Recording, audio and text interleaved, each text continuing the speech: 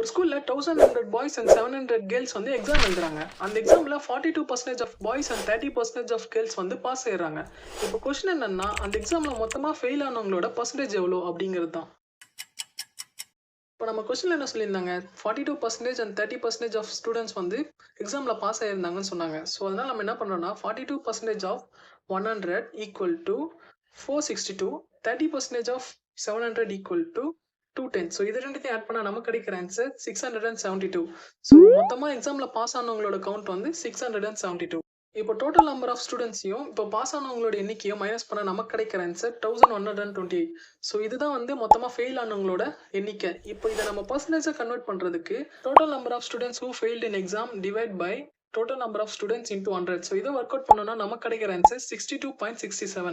So மொத்தமாக எக்ஸாமில் fail ஆனவங்களோட percentage 62.67. So இந்த மாதிரி மோர் வீடியோஸ் பார்க்க நம்ம சேனலை மறக்காம சப்ஸ்கிரைப் பண்ணிக்கோங்க.